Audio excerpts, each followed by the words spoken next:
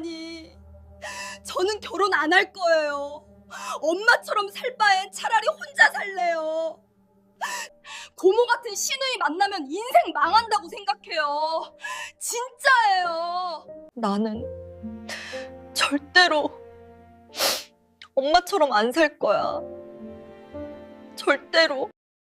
딸의 목소리가 거실을 찍고 지나간 순간 방 안의 공기가 얼어붙었습니다. 시어머니는 얼굴이 하얗게 굳어 있었고 두 시누이는 마치 뺨을 맞은 사람처럼 눈을 부릅뜨고 있었습니다. 수진 아빠는 아무 말도 못한 채 그저 딸과 저를 번갈아 바라보기만 했어요. 그리고 저는 양손에 김장 양념이 잔뜩 묻은 채 숨도 못 쉬고 서 있었습니다. 딸이 방금 내뱉은 말들, 그건 저를 향한 칼날이기도 했어요. 하지만 동시에 30년 동안 아무도 대신 해주지 않았던 제 속마음이기도 했습니다. 그날 저는 그 아이가 왜 그런 말을 해야만 했는지 마주하게 됐고, 그리고 바로 그날 제 30년이 송두리째 뒤집혔습니다. 지금부터 그 이야기를 시작하겠습니다. 거실은 이상하리만큼 조용했습니다. 딸의 말이 끝난 뒤 마치 시간이 잠시 멈춘 것 같았어요. 딸은 얼굴이 새빨개진 채 숨을 빠르게 몰아쉬고 있었고 시어머니는 믿을 수 없다는 듯 입술을 떨고 있었습니다. 큰 시누이가 제일 먼저 소리를 질렀습니다. 뭐? 결혼을 안 하겠다고? 그게 지금 할 소리야? 딸은 고개를 들어 시누이를 정면으로 바라봤습니다.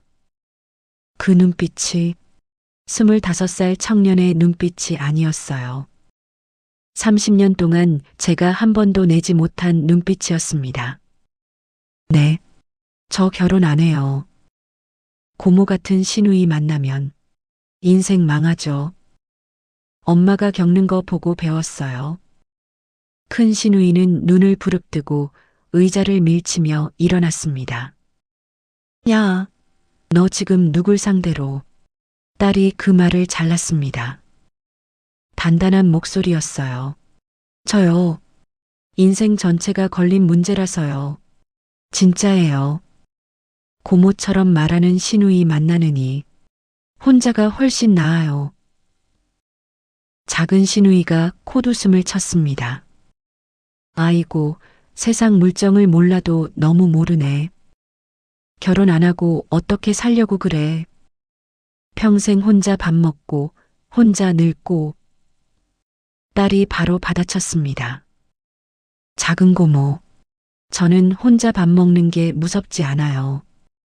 누군가한테 평생 무시당하면서 밥 먹는 게 더 무서워요. 엄마처럼요. 작은 시누이 얼굴이 굳어졌습니다. 수진 아빠가 그제야 나섰습니다. 낮게 하지만 다급하게 말했어요. 수진아, 그만해. 지금 분위기. 딸이 아빠 쪽으로 고개를 돌렸습니다. 눈빛이 싸늘했어요. 아빠, 엄마가 이렇게 된대. 아빠는 책임 없다고 생각해요? 수진 아빠는 말문이 막힌 듯 입만 벌린 채 서 있었습니다. 딸이 한 발짝 앞으로 나서며 말했습니다. 30년 동안요. 할머니가 엄마한테 뭐라고 해도 아빠는 가만히 있었잖아요. 고모들이 엄마 부려먹어도 아빠는 모른 척 했잖아요. 그게 아빠 책임 아니냐고요. 수진 아빠는 대답하지 못했습니다. 그냥 고개를 숙였어요. 그 모습을 보는 저도 가슴이 답답해졌습니다. 딸 말이 틀린 게 아니었거든요. 시어머니가 비웃음을 터뜨렸습니다. 아이고 세상에. 내 엄마가 너한테 무슨 말을 어떻게 한 거냐? 며느리가 애를 이렇게 가르치니 집안 꼴이. 그 순간 딸의 시선이 시어머니에게 향했습니다. 그 눈빛은 더 이상 손녀의 눈빛이 아니었어요.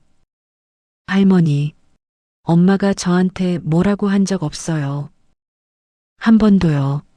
시어머니 얼굴이 굳었습니다. 딸은 한 걸음 앞으로 나섰습니다. 엄마는요, 할머니한테 뭘 당해도 저한테 말 안 했어요. 맨날 괜찮다고만 했어요. 근데요, 딸의 목소리가 떨렸습니다. 저는 눈이 있어요. 귀도 있어요. 이 집에서 뭐가 일어나는지 저는 다 봤어요. 어릴 때부터 전부 다요. 거실이 조용해졌습니다. 딸이 계속 말했습니다. 할머니가 엄마한테 수진애미라고 부르는 거요. 저는 어릴 때 그게 이름인 줄 알았어요. 엄마 이름이 수진애미인 줄이요. 저도 모르게 숨이 멎었습니다. 나중에 알았어요. 엄마한테 이름이 있다는 거. 근데 이 집에선 아무도 엄마 이름을 안 불러요. 30년 동안요. 시어머니 입술이 파르르 떨렸습니다. 큰 시누이가 소리쳤습니다. 너 지금 할머니한테 뭐라고 하는 거야? 딸이 시누이 쪽을 바라봤습니다. 큰 고모, 고모도 마찬가지예요. 엄마한테 올케라고 부르면서 부려먹을 때만 찾잖아요. 명절 때, 제사 때, 김장 때. 고모는 뭐 했어요? 소파에 앉아서 스마트폰 보고 있었잖아요. 큰 시누이 얼굴이 시뻘겋게 달아올랐습니다. 너 지금 어른한테. 딸이 말을 끊었습니다. 어른이요. 어른이 그렇게 해요. 어른이면 사람을 사람으로 대해야죠. 엄마를 30년 동안 공짜 일꾼처럼 부려먹은 게 그게 어른이에요? 작은 시누이가 끼어들었습니다. 아니 얘가 진짜 말버릇이 왜 이래? 딸이 작은 시누이를 바라봤습니다. 작은 고모. 고모는 큰 고모보다 낫다고 생각해요? 고모도 똑같아요. 엄마한테 언니 이것 좀 해줘요 하면서 본인은 손가락 하나 안 까딱했잖아요. 그러면서 엄마가 힘들다고 하면요. 시집살이가 원래 그런 거지 이랬잖아요. 저 다 기억해요. 작은 시누이가 말문이 막혔습니다. 저는 아무 말도 할 수 없었습니다. 딸이 저를 돌아봤습니다. 눈에 눈물이 그렁그렁했어요. 엄마, 저는 딸을 바라봤습니다. 왜 평생 참고만 살아? 왜 아무 말도 안 해? 그 말이 심장을 찌르듯 박혔습니다. 저는 입을 열려고 했지만 아무 말도 나오지 않았어요. 30년 동안 참고 살면서 말하는 법을 잊어버린 사람이 된 것 같았어요.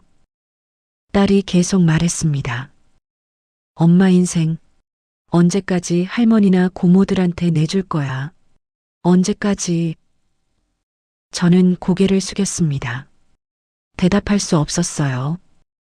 딸이 마지막으로 한마디를 던졌습니다. 목소리가 떨렸지만 단단했어요. 나는요, 엄마처럼 살고 싶지 않아요. 절대로. 그 말이 떨어지는 순간 제 양손 끝이 떨렸습니다. 고무 장갑 안에서 손바닥이 미지근해지고 김장 양념이 슬쩍 흘러내렸습니다. 딸의 말은 저를 공격하려는 게 아니었어요. 그건 25년 동안 딸이 지켜본 제 삶에 대한 절규였습니다. 그리고 저는 아주 서서히 하지만 분명하게 느끼고 있었어요. 이제 더는 예전의 내가 아닐지도 모른다는 걸. 딸의 분노는 하루 만에 만들어진 게 아닙니다. 지금부터 하는 이야기는 딸이 어릴 때부터 지켜본 제 30년의 기록이에요. 저는 그때 몰랐어요. 딸이 이렇게까지 보고 있었다는 걸. 딸이 초등학교 3학년이던 해 추석 연휴였습니다. 시댁에서 전을 부치고 나물을 무치고 갈비찜을 끓이느라 하루 종일 부엌에 서 있었어요. 시어머니가 부엌으로 들어오더니 제가 부친 전을 보며 말했습니다. 수진애미야, 전이 왜 이래? 색깔이 왜 이렇게 칙칙해? 기름을 아끼면 어떡하냐? 손님상에 이걸 올려. 저는 고개를 숙인 채 대답했습니다. 죄송해요, 어머님. 다시 붙일게요. 다시 붙이면 뭐해? 재료가 남아. 아이고, 내 친정은 대체 뭘 가르친 거야? 저는 아무 말도 하지 못하고 다시 전을 붙이기 시작했습니다. 그런데 그때 부엌 문틈으로 작은 눈 두 개가 저를 보고 있었어요. 딸이었습니다. 저는 그걸 모르고 있었어요. 나중에 알았죠. 딸이 문틈 사이로 다 보고 있었다는 걸. 그날 밤 딸이 잠들기 전에 물었습니다. 엄마, 응? 할머니는 왜 엄마한테 그렇게 함부로 말해? 저는 순간 가슴이 철렁했어요. 뭘 봤어? 다 봤어. 할머니가 엄마한테 소리 지르는 거, 엄마가 고개 숙이고 있는 거, 딸의 눈이 빨갛게 충혈돼 있었습니다. 저는 딸을 안아주며 말했어요. 아니야, 괜찮아. 어른들은 원래 그렇게 말할 때도 있어. 엄마는 괜찮아. 딸은 제 품에서 고개를 들어 저를 바라봤습니다. 엄마, 진짜 괜찮아. 응, 진짜 괜찮아. 딸은 한참 동안 저를 바라보다가 작은 목소리로 말했습니다. 나는요, 커서 엄마처럼 되기 싫어. 그 말이 제 가슴에 비수처럼 꽂혔어요. 하지만 저는 웃으며 말했습니다. 우리 수진이는 엄마보다 훨씬 잘 살 거야. 걱정 마. 딸은 고개를 끄덕였지만 그 눈빛은 저를 믿는 눈빛이 아니었어요. 딸이 중학교 2학년이 되던 해 겨울이었습니다. 그해 김장은 유난히 힘들었어요. 배추가 150폭이나 됐거든요. 이틀 동안 쪼그려 앉아서 배추를 절이고 양념을 버무리고 속을 채우고 집에 돌아왔을 때는 허리가 끊어질 것 같았습니다. 새벽 2시쯤이었어요. 허리가 너무 아파서 잠이 오지 않았습니다. 저는 살금살금 부엌으로 나가서 식탁에 앉아 허리에 파스를 붙이고 있었어요. 파스를 붙이면서 혼잣말이 나왔습니다. 아이고, 허리야. 내년엔 좀 줄이자고 해야지. 그러다가 눈물이 뚝 떨어졌어요. 30대 후반, 아직 젊다고 생각했는데 벌써 몸이 이렇게 망가지고 있었습니다. 그런데 갑자기 등 뒤에서 작은 소리가 났습니다. 엄마, 뒤를 돌아보니 딸이 문가에 서 있었습니다. 눈이 벌써 빨갛게 충혈돼 있었어요. 수진아, 왜 안 자고? 엄마 많이 아파. 저는 재빨리 눈물을 닦았습니다. 아니야. 파스 붙이면 괜찮아져. 들어가서 자, 내일 학교 가야지. 딸이 제 쪽으로 다가왔습니다. 그리고 제 손등을 꼭 잡았어요. 엄마, 할머니한테 못하겠다고 말하면 안 돼. 저는 딸의 손을 잡은 채 말했습니다. 괜찮아. 엄마는 원래 좀 참는 편이야. 금방 지나가. 수진이만 잘 크면 돼. 딸이 제 눈을 똑바로 바라봤습니다. 엄마가 안 괜찮은데 왜 맨날 괜찮대? 그 말은 칼날처럼 제 가슴을 베고 지나갔어요. 딸은 제 손을 놓지 않은 채 말했습니다. 나는요, 엄마가 아픈 거 보기 싫어. 할머니가 엄마한테 소리 지르는 것도 싫어. 고모들이 엄마 부려먹는 것도 싫어. 저는 아무 말도 하지 못했습니다. 딸이 마지막으로 말했습니다. 엄마, 제발 좀 싸워. 한 번만이라도 싫다고 말해봐. 저는 딸을 안아주며 말했어요. 알았어. 알았어. 엄마가 잘할게. 이제 들어가서 자. 하지만 저는 그 약속을 지키지 못했습니다. 다음해 김장도, 그 다음해 김장도 저는 똑같이 허리가 끊어지도록 일했고 똑같이 새벽에 혼자 파스를 붙였어요. 딸은 더 이상 저한테 묻지 않았습니다. 대신 저를 바라보는 눈빛이 달라졌어요. 슬픔에서 분노로, 그리고 체념으로. 딸이 고등학교에 들어가고 나서 상황은 더 선명해졌습니다. 딸은 더 이상 저한테 싸워라고 말하지 않았어요. 대신 저를 바라보는 눈빛에 점점 원망이 섞이기 시작했습니다. 딸이 고등학교 2학년이던 어느 날이었습니다.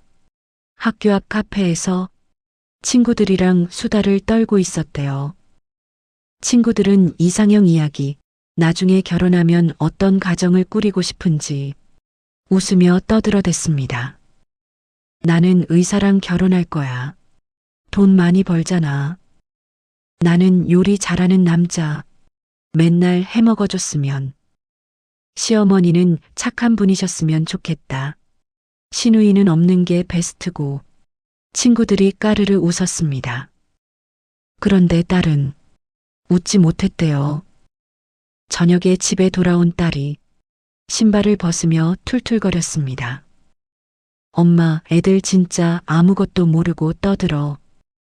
나는 시어머니랑도 잘 지낼 거야 이러는데 그게 쉬운 줄 아나 봐.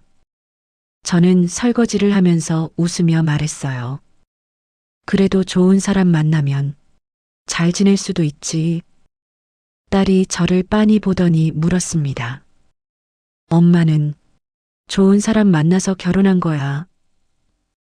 순간 손에 들고 있던 접시가 미끄러질 뻔했어요. 수진 아빠가 나쁜 사람은 아니에요.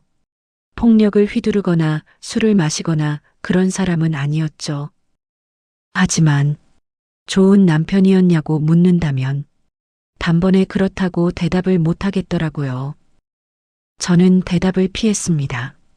그냥 인연이었지 뭐. 딸이 식탁에 턱을 괴며 말했습니다. 할머니도 고모들도 아빠도 누구 하나 엄마 편 들어주는 사람 없잖아. 그런 집에 시집을 왜 가? 사랑한다고 결혼하면 결국 엄마처럼 되는 거 아니야. 그 말은 제 가슴 한가운데를 정확히 찔렀습니다. 딸은 어느새 시어머니나 시누이뿐 아니라 저까지도 원망하기 시작했던 거예요. 엄마는 왜 아무 말도 안 했어? 왜 나한테만 괜찮다고 했어? 하나도 안 괜찮으면서 왜? 저는 진짜로 대답을 못했습니다. 딸이 자리에서 일어나며 말했습니다. 나는요, 엄마 보면서 결혼이 무서워졌어. 시댁이 무서워졌어. 시어머니가 무서워졌어. 결혼해서 당연한 사람으로 사는 게 너무 무서워. 방문이 닫혔습니다. 저는 한참 동안 싱크대 앞에 서서 아무것도 못했어요. 딸 말이 틀린 게 아니었거든요. 그게 더 아팠습니다. 딸이 25살이 된 지금 딸의 생각은 이미 굳어져 있었습니다. 한 번은 딸이랑 집 근처 카페에서 커피를 마시고 있었어요. 딸이 아메리카노를 한 모금 마시다가 불쑥 이런 말을 꺼냈습니다. 엄마, 요즘 회사 동기들 중에 벌써 결혼 준비한다고 들뜬 애들 있어. 웨딩홀 예약했다. 신혼집 봤다. 난 그거 듣기만 해도 이상해. 왜? 요즘 애들도 결혼 꿈꾸는 애들 많다며. 예쁜 집, 귀여운 아이들. 그런 거. 딸이 고개를 저었습니다. 그런 꿈을 꿀 수 있다는 게 부러워. 걔네는 아직 몰라서 그러는 거잖아. 시댁이 뭔지, 며느리가 뭔지, 당연한 사람이 뭔지 모르니까 웃으면서 말할 수 있는 거지. 딸은 손에 쥔 컵을 내려놓으며 말했습니다. 엄마는 나한테 보여줬어. 결혼해서 어떤 꼴로 사는지, 얼마나 외로운지, 얼마나 억울한지, 얼마나 무시당하는지 저는 아무 말도 할 수 없었어요. 딸이 창밖을 바라보며 조용히 덧붙였습니다. 나 엄마처럼 살 바엔 혼자가 훨씬 나아. 그 생각은요, 고등학교 때 이미 끝났어. 그때 저는 느꼈어요. 딸이 단지 욱해서 말하는 게 아니라는 걸. 딸은 이미 오래전부터 제 인생을 보며 자기 인생의 방향을 정해버렸던 겁니다. 그리고 그 방향에는 결혼도 가정도 아이도 없었어요. 제가 딸한테 그런 미래를 보여준 거였습니다. 저는 커피잔을 내려놓으며 말했어요. 수진아, 엄마가 미안해. 딸이 고개를 저었습니다. 미안하지 마. 엄마 잘못 아니야. 엄마는 그냥 당한 거잖아. 근데요, 딸이 저를 똑바로 바라봤습니다. 엄마가 계속 참고만 있으면요, 나도 계속 이렇게 살 거야. 결혼 안 하고 혼자 엄마처럼 되기 싫어서. 저는 그 말을 듣고도 아무것도 하지 못했습니다. 그냥 괜찮아라고 말하는 것도 바꿀게라고 말하는 것도 전부 거짓말 같았거든요. 30년 동안 한 번도 바꾸지 못한 제가 이제 와서 뭘 바꿀 수 있겠어요. 저는 그냥 커피를 마셨습니다. 씁쓸한 맛이 목을 타고 내려갔어요. 그게 딸이랑 마지막으로 결혼 얘기를 한 날이었습니다. 그리고 그로부터 2달 뒤 김장날이 찾아왔습니다. 아침 공기가 유난히 차가웠던 날이었습니다. 창밖에서는 햇빛도 나오지 않았는데 시댁 부엌은 벌써 김장 준비로 어수선했어요. 고무대야 4개, 배추 산더미, 양념 그릇들, 비닐장갑, 소금 자루, 그 모든 것들이 저를 향해 오늘도 내가 해라고 말하고 있었습니다.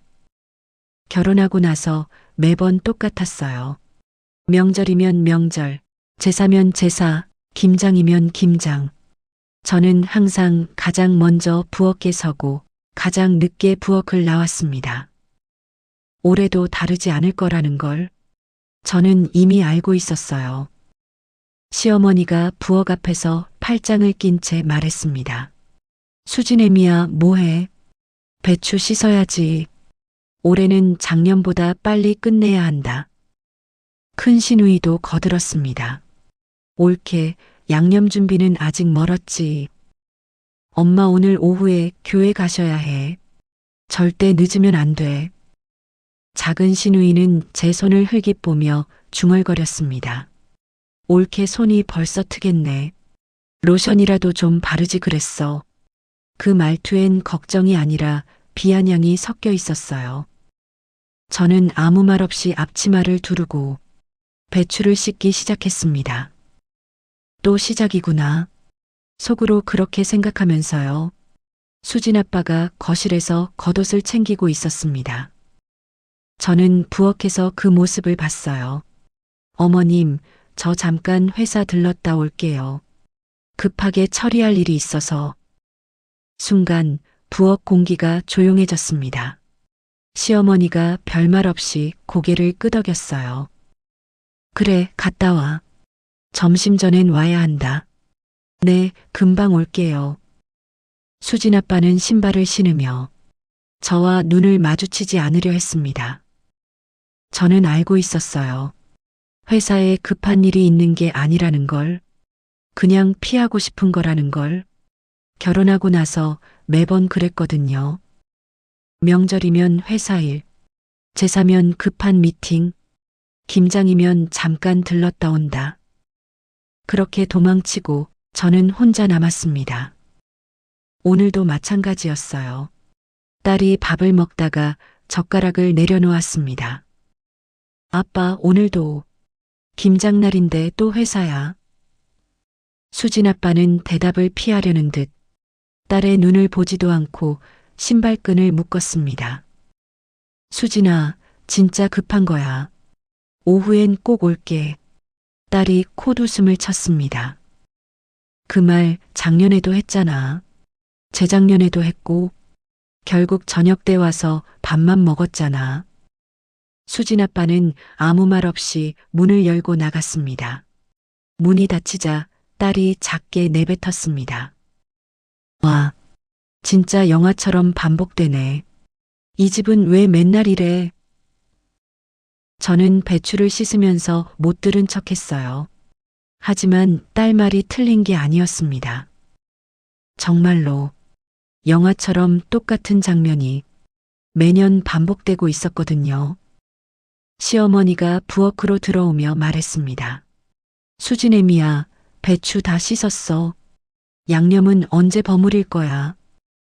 시간 없다, 시간 없어. 저는 고개를 숙인 채 대답했습니다. 네, 어머님. 지금 하고 있어요. 큰 시누이가 거실 소파에 앉아 스마트폰을 보며 말했습니다. 옳게, 배추 좀 빨리빨리 해. 우리 애들 데리러 가야 하거든.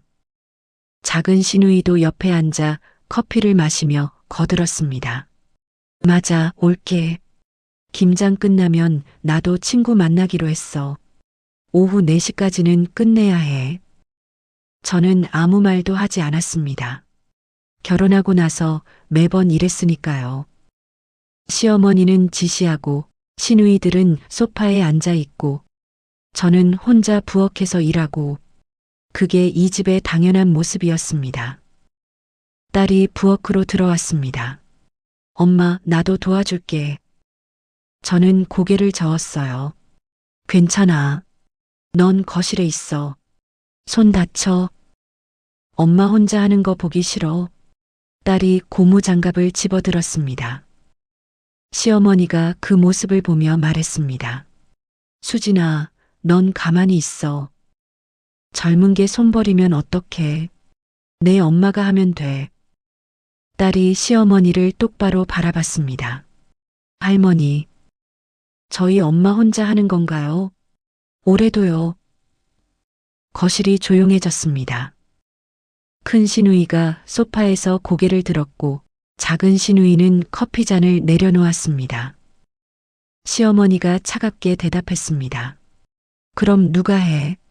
나는 허리가 아파서 못하고 고모들은 며느리가 아니잖아. 며느리가 하는 거지. 시집 왔으면 해야 할 일을 하는 거야. 딸이 웃음도 아닌 비웃음도 아닌 묘한 표정으로 되물었습니다.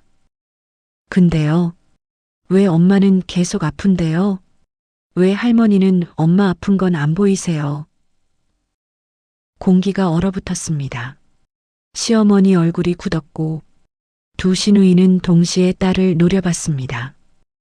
작은 시누이가 목소리를 높였습니다. 너 어른한테 지금 뭐라고 했어? 딸은 전혀 물러서지 않았어요. 사실을 말한 건데요. 저도 이제 다 보여요. 할머니가 엄마한테 어떻게 하는지, 고모들이 엄마한테 어떻게 말하는지 맨날 당연하다고만 하잖아요. 큰 시누이가 소파에서 벌떡 일어났습니다. 어디서 버릇없이 너희 엄마도 가만히 있는데 내가 뭔데 끼어들어. 딸이 바로 받아쳤습니다. 엄마가 가만히 있는 게 문제예요. 엄마가 평생 참아서 저도 지금까지 계속 봐야 했던 거잖아요.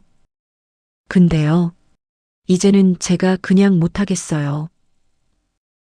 저는 서둘러 딸을 부엌으로 데리고 가 작은 목소리로 속삭였습니다. 그만해. 여기서 이러면 엄마만 힘들어져. 제발, 그냥 참아. 딸이 제 얼굴을 바라봤습니다. 눈이 벌써 붉게 충혈돼 있었어요. 엄마, 왜 그래? 왜 맨날 엄마가 참아야 해? 저는 대답하지 못했습니다.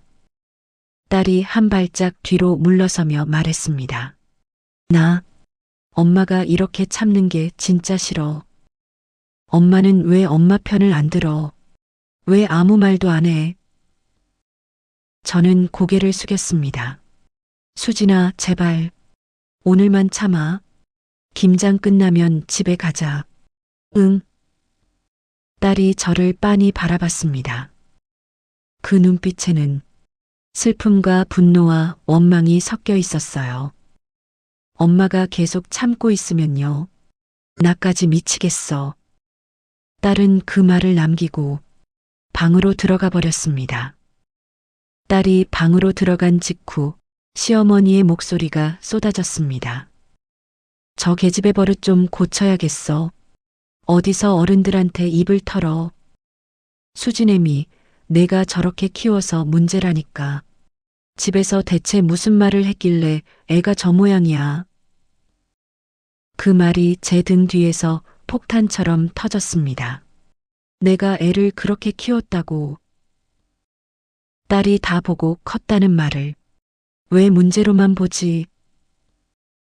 큰 시누이가 거들었습니다. 진짜 요즘 애들 버릇이 없어. 할머니한테 저렇게 말하는 게 어딨어.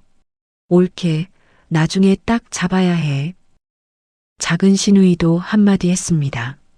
그러니까 저러다가 시집가서 시어머니한테 저러면 어떡해. 아, 맞다. 쟤는 결혼 안 한다며. 어휴, 참.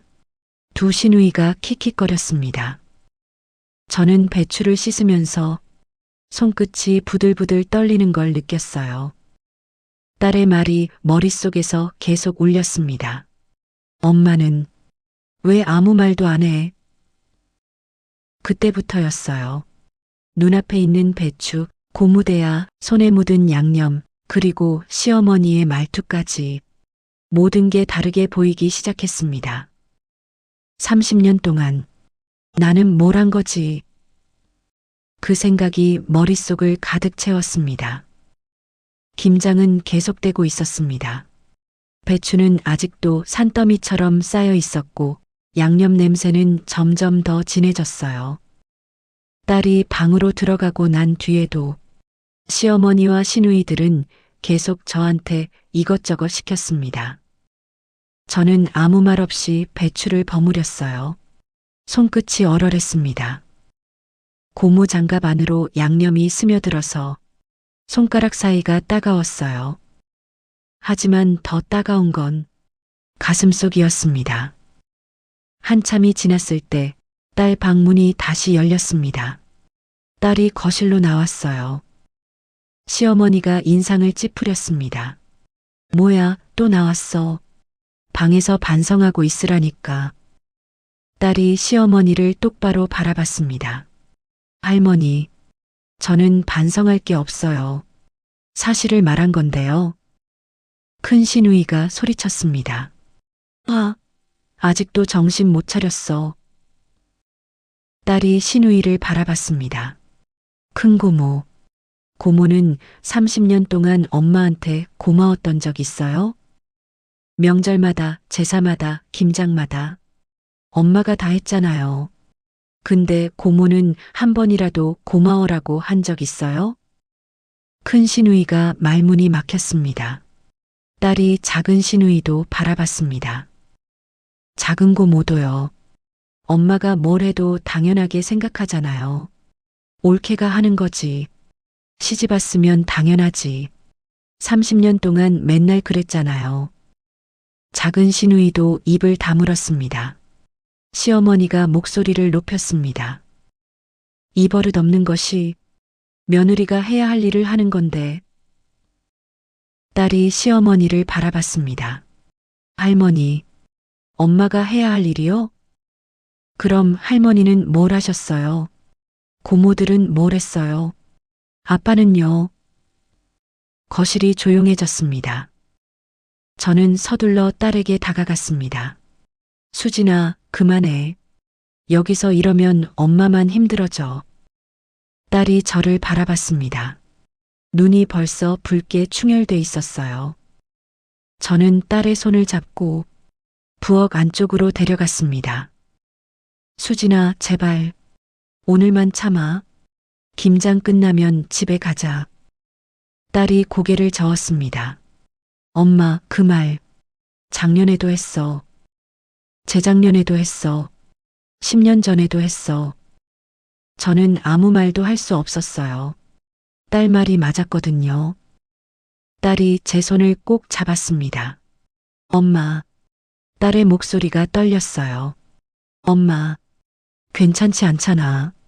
저는 고개를 들어 딸을 바라봤습니다. 딸의 눈에 눈물이 그렁그렁 맺혀 있었어요. 한 번도 괜찮았던 적 없잖아. 근데 엄마는요. 맨날 괜찮대. 눈물이 딸의 볼을 타고 흘러내렸습니다. 나는요. 엄마가 괜찮다고 말할 때마다 더 무서웠어. 저는 숨이 막혔어요. 딸이 떨리는 목소리로 말했습니다. 엄마가 새벽에 혼자 우는 거 봤어. 엄마가 허리 아파서 파스 붙이는 거 봤어. 엄마가 화장실에서 우는 거 봤어. 다 봤어, 엄마. 딸이 제 손을 더 세게 잡았습니다. 근데 엄마는요. 그 다음날 아침이면 또 웃고 있었어. 괜찮아, 괜찮아. 맨날 그랬어. 딸이 제 얼굴을 두 손으로 감쌌습니다.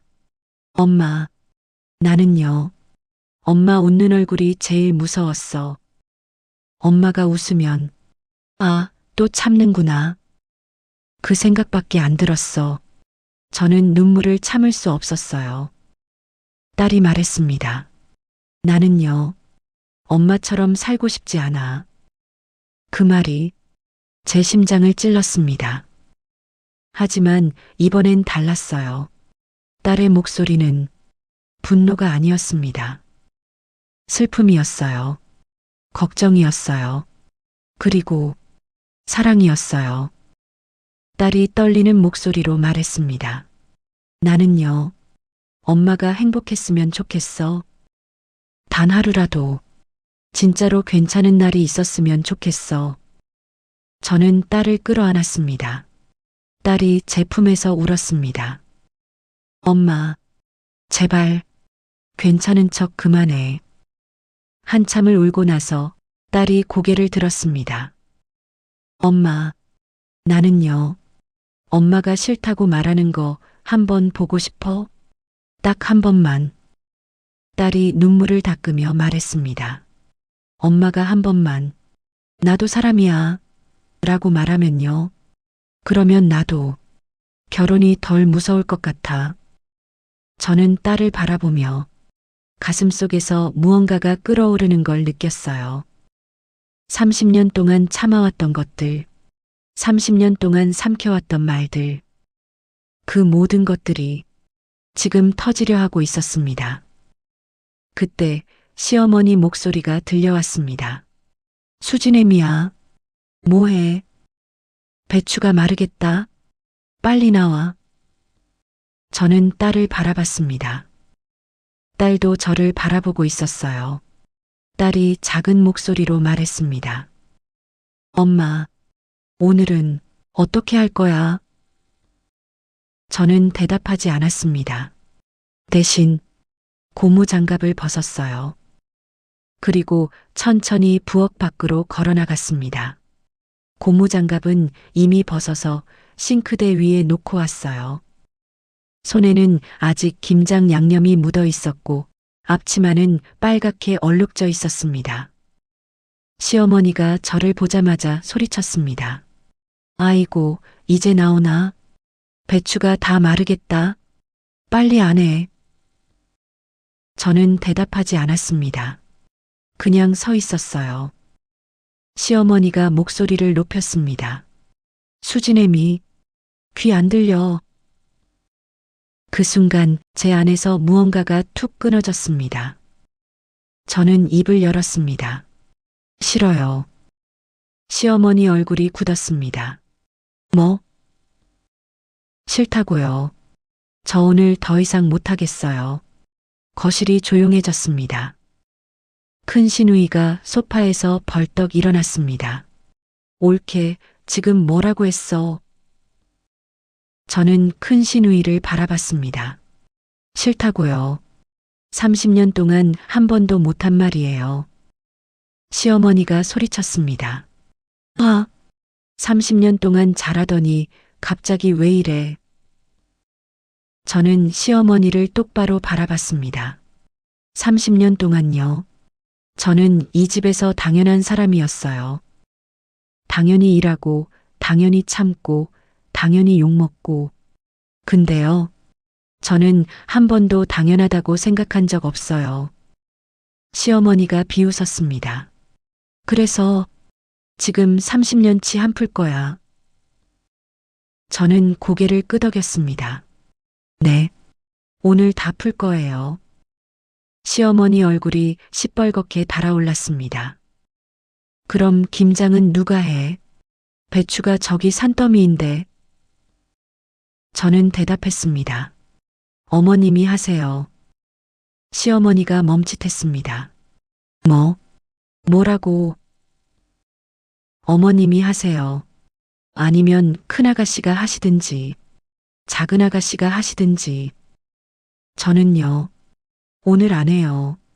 큰 시누이가 소리쳤습니다. 옳게 지금 미쳤어. 저는 큰 시누이를 바라봤습니다. 미친 거 아니에요. 30년 만에 처음으로 정신 차린 거예요.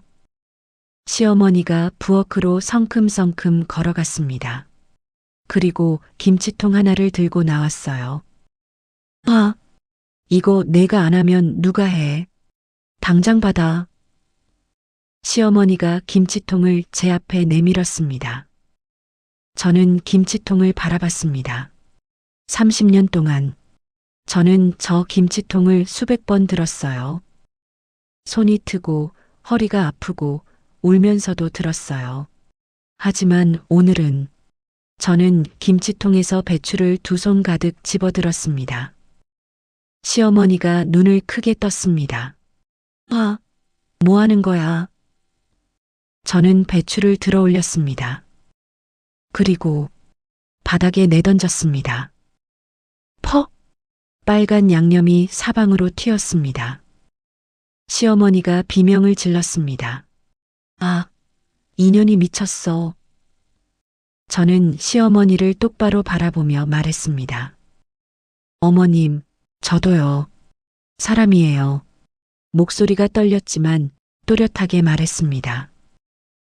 더 이상 당연한 사람으로 안 살 거예요. 저는 앞치마를 풀어서 바닥에 내려놓았습니다. 저는요, 오늘 집에 갈 거예요. 김장은 어머님이 알아서 하세요. 그리고 돌아섰습니다. 딸이 부엌 문 앞에 서 있었어요. 눈물이 그렁그렁한 채로 저를 바라보고 있었습니다. 저는 딸에게 다가가서 손을 잡았습니다. 수진아, 가자. 딸이 고개를 끄덕였습니다. 응, 엄마. 이미지 혜선이 딸 손을 잡고 현관으로 걸어가는 뒷모습. 현관문을 열기 직전 시어머니 목소리가 들려왔습니다. 아, 지금 어디가? 저는 뒤를 돌아보지 않았습니다. 어머님, 30년 동안 감사했습니다. 이제 저도 제 인생 살게요.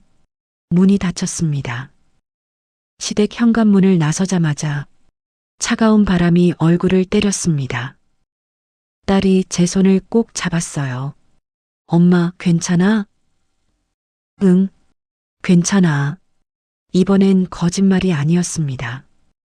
집에 도착하니 수진 아빠 차가 이미 주차되어 있었습니다.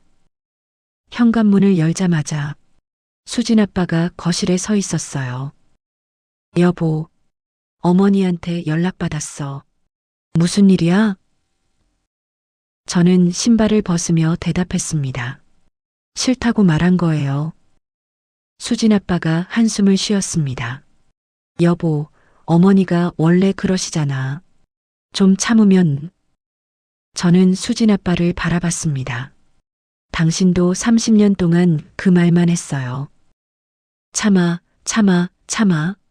나는 이제 안 참을 거예요. 이미지 남편 성우가 거실에 서서 굳은 표정으로 혜선을 바라보는 장면. 저는 안방으로 들어가서 여행용 가방을 꺼냈습니다. 옷을 넣기 시작했어요. 수진 아빠가 따라 들어왔습니다. 여보, 뭐 하는 거야?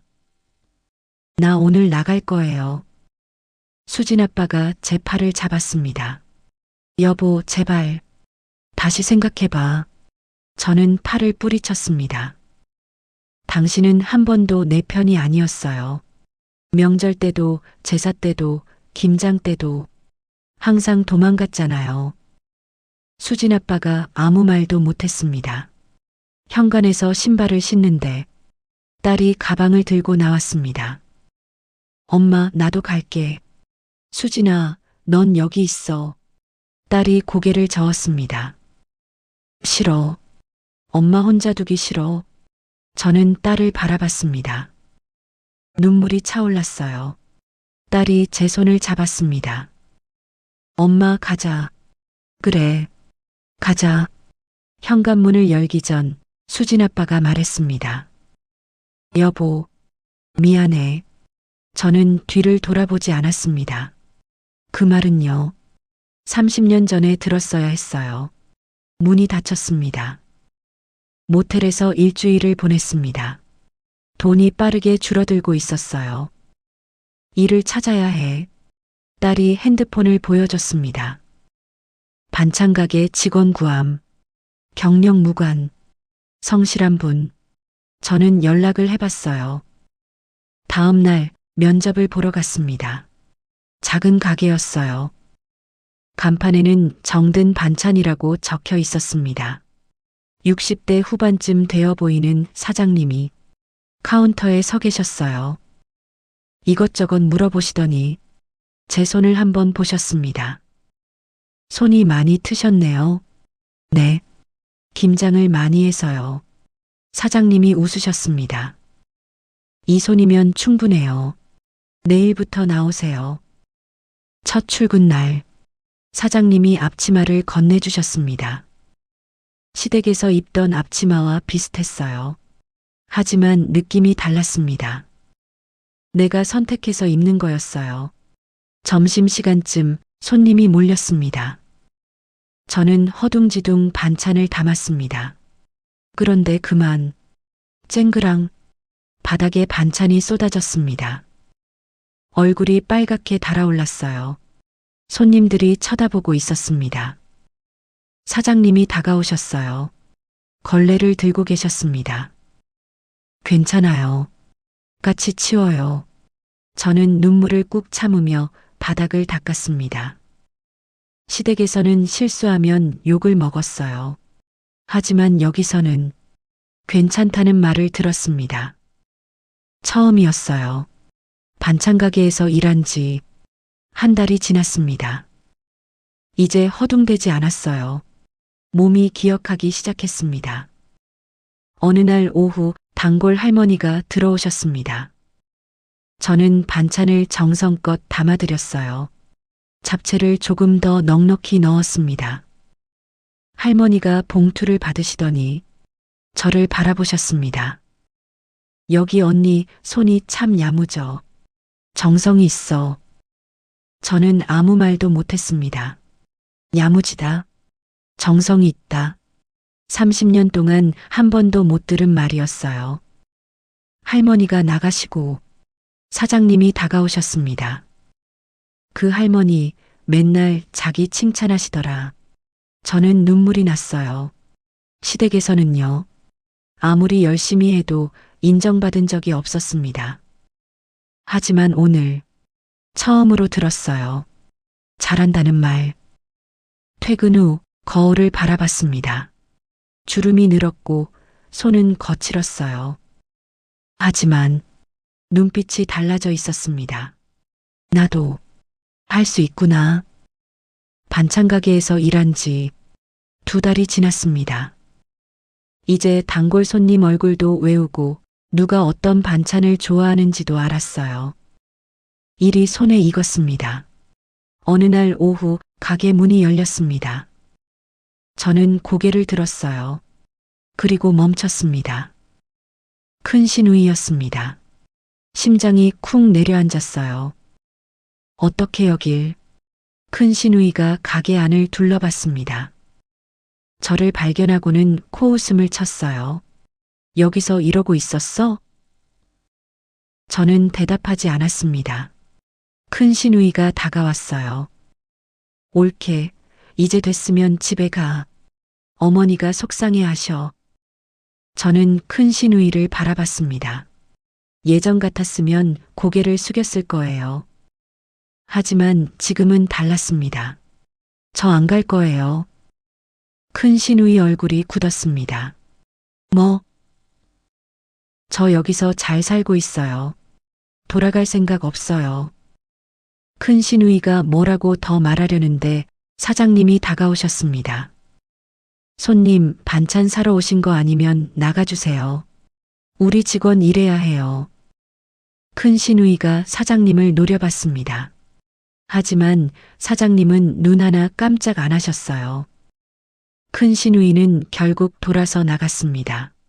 문이 닫히고 저는 한숨을 내쉬었어요. 손이 떨리고 있었습니다. 며칠 후 또 손님이 왔습니다. 이번엔 작은 시누이였어요.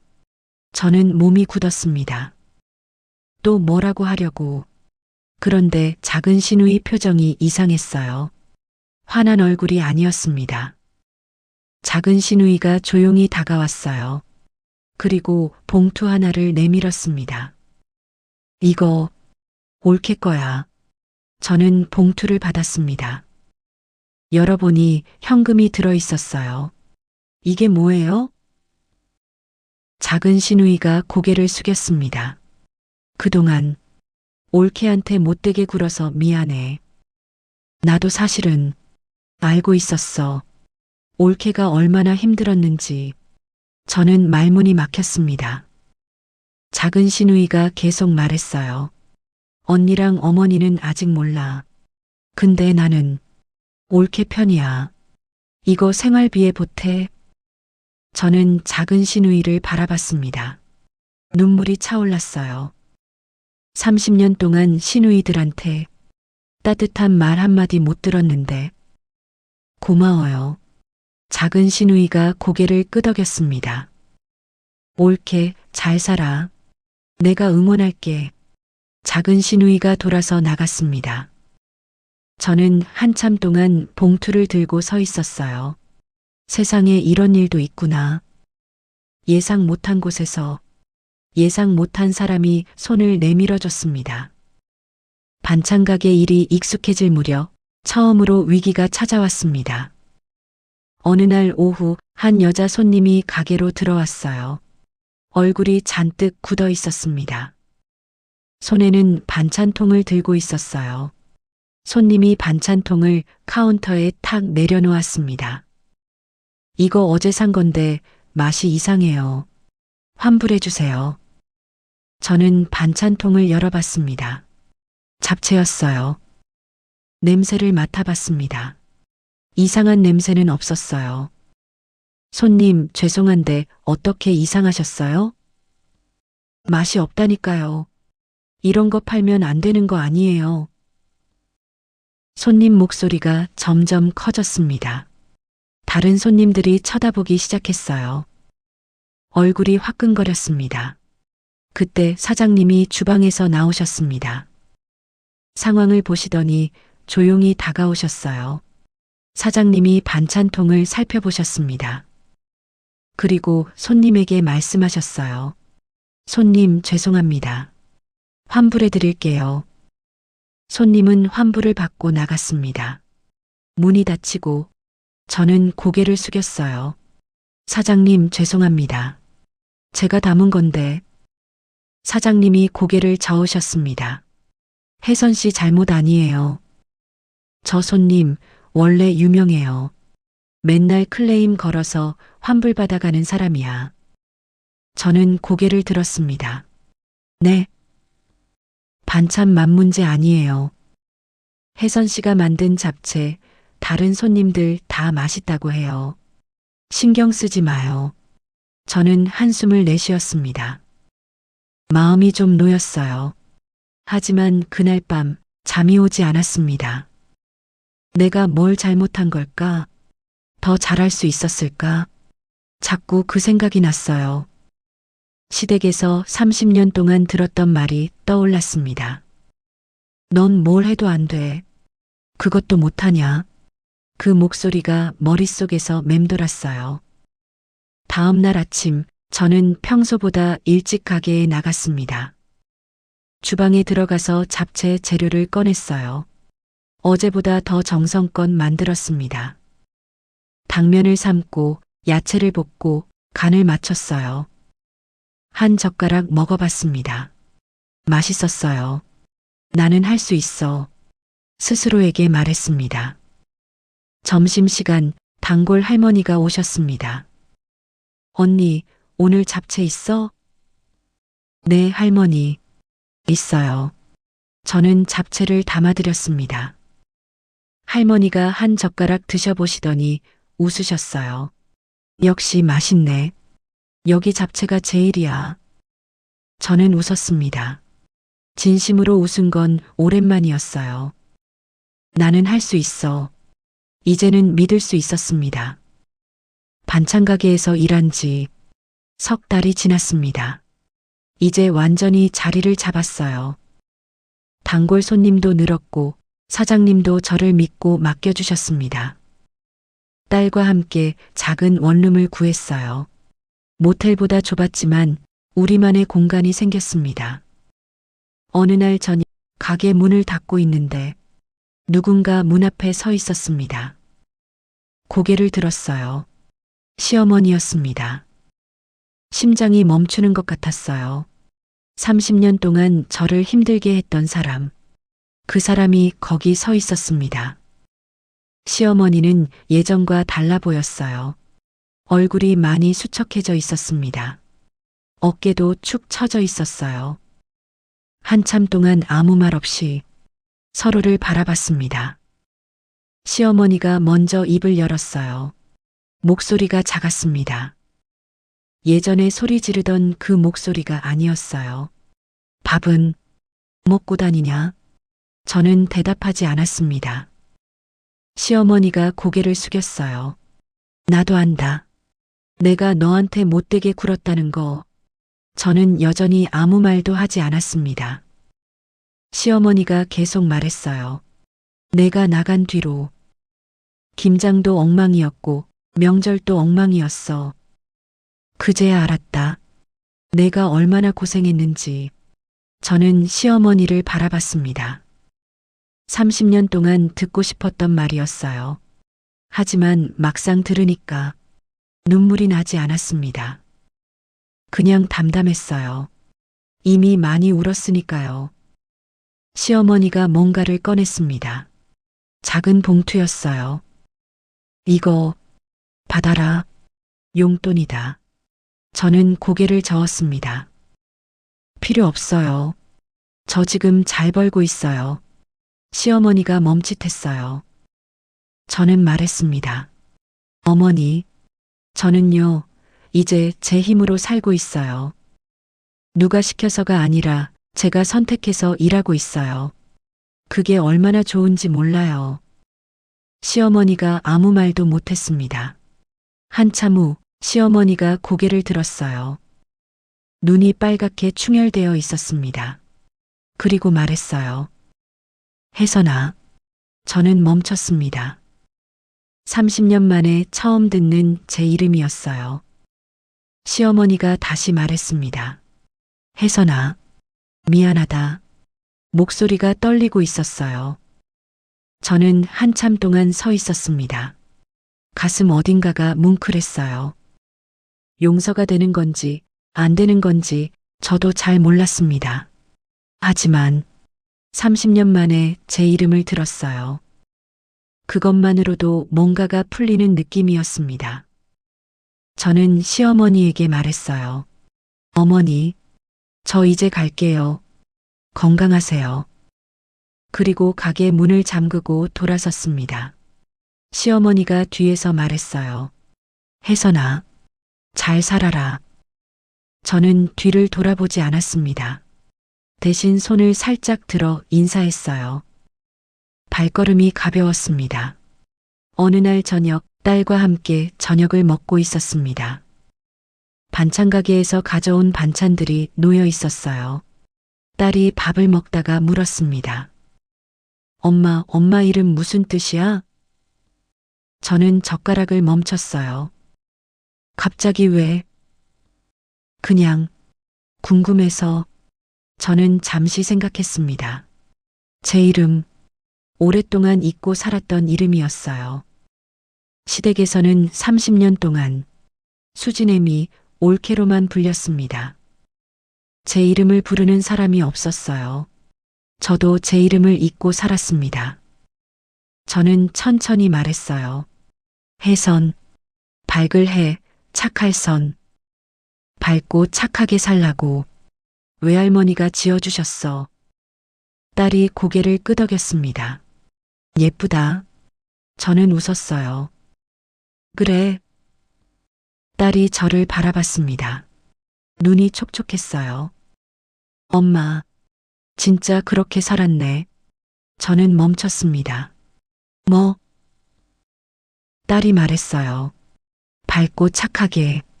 아무리 힘들어도 웃으려고 했잖아. 아무리 힘들어도 다른 사람 먼저 챙겼잖아. 엄마, 진짜 이름대로 살았어. 저는 아무 말도 못했습니다. 눈물이 차올랐어요. 딸이 계속 말했습니다. 근데 엄마, 이제는 착하기만 하지 마. 밝기만 하지도 마. 엄마도 힘들면 힘들다고 해. 엄마도 싫으면 싫다고 해. 그래도 돼. 저는 딸을 바라봤습니다. 수진아. 딸이 웃었어요. 엄마, 이제 진짜 엄마 인생 살아. 혜선으로. 저는 그날 밤 오랜만에 제 이름을 되뇌었습니다. 혜선, 밝을 해, 착할 선. 30년 동안 잊고 살았던 이름. 시댁에서는 한 번도 불러주지 않았던 이름. 하지만 이제 저는 제 이름을 되찾았습니다. 딸이 되찾아줬어요. 창밖으로 달이 떠 있었습니다. 저는 혼자 중얼거렸어요. 혜선, 나는 혜선이야.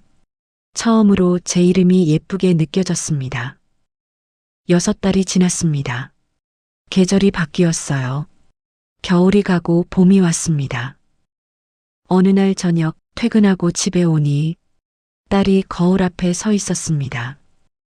평소와 달랐어요. 립스틱을 바르고 있었습니다. 저는 딸을 바라봤습니다. 딸이 거울 속에서 저와 눈이 마주쳤어요. 살짝 웃더니 현관으로 향했습니다. 딸이 신발을 신으며 말했어요. 잠깐 나갔다 온다고요. 저녁은 먼저 먹으라고요. 문이 닫혔습니다. 요즘 딸이 달라졌어요. 전화가 오면 방으로 들어갔습니다. 목소리가 작아졌어요. 하지만 웃는 일이 많아졌습니다. 주말에도 자주 나갔어요. 저는 눈치챘습니다. 하지만 묻지 않았어요. 딸이 먼저 말할 때까지 기다리기로 했습니다. 며칠 후 딸이 먼저 말을 꺼냈습니다. 만나는 사람이 있다고요. 아직 어떻게 될지 모르겠다고요. 근데 나쁘지 않다고요. 저는 고개를 끄덕였습니다. 예전에 저였다면 걱정부터 했을 거예요. 결혼하면 시집살이 어떡하나. 시어머니 만나면 고생할 텐데. 하지만 지금은 달랐습니다. 딸이 행복하면 그걸로 됐어요. 결혼을 하든 안 하든 그건 딸이 선택할 일이었습니다. 딸이 저를 바라봤어요. 결혼이 아직 무섭다고요. 근데 제가 다시 일어서는 걸 보면서 생각이 바뀌었다고요. 자기도 할 수 있을 것 같다고요. 저는 딸을 바라봤습니다. 가슴이 뭉클했어요. 창밖으로 벚꽃이 날리고 있었습니다. 저는 창가에 서서 꽃잎을 바라봤어요. 30년 전 결혼할 때도 봄이었습니다. 25살, 하얀 웨딩드레스를 입고 설레는 마음으로 시댁 문을 들어섰어요. 그때는 몰랐습니다. 그 문 안에서 30년을 울게 될 줄, 그 문 안에서 제 이름을 잃어버리게 될 줄. 지금도 봄이에요. 하지만 느낌이 달랐습니다. 30년 전의 봄은 두려웠어요. 지금의 봄은 따뜻했습니다. 딸이 제 옆에 섰습니다. 우리는 나란히 창밖을 바라봤어요. 벚꽃이 바람에 흩날리고 있었습니다. 딸이 제 손을 잡았어요. 따뜻했습니다. 저는 30년을 돌아봤습니다. 새벽마다 혼자 울었던 날들, 명절마다 부엌에서 허리가 끊어지도록 일했던 날들, 아무리 해도 인정받지 못했던 날들, 그 시간들이 스쳐 지나갔어요. 아팠습니다. 하지만 지나갔습니다. 이제는 지나간 일이었어요. 저는 새로 얻은 것들을 생각했습니다. 내 힘으로 번 첫 월급, 사장님이 건네준 따뜻한 말 한마디, 단골 할머니가 해준 야무지다는 칭찬, 작은 시누이가 내민 봉투, 시어머니가 불러준 제 이름, 그리고 내 옆에 서 있는 딸, 30년 동안 잃어버렸던 것들이 있었어요. 이름도 나 자신도. 하지만 이제 다 되찾았습니다. 그리고 새로 얻은 것도 있었어요. 내 힘으로 사는 법, 싫다고 말하는 법, 나를 지키는 법, 그리고 다시 시작할 수 있다는 것. 바람이 불었습니다. 벚꽃잎이 창문을 스치고 지나갔어요. 딸이 물었습니다. 무슨 생각하냐고요? 저는 웃었어요. 그냥 예쁘다고요. 꽃이. 딸이 웃었습니다. 저도 웃었어요. 저는 55해를 살았습니다. 그중 30년은 다른 사람을 위해 살았어요.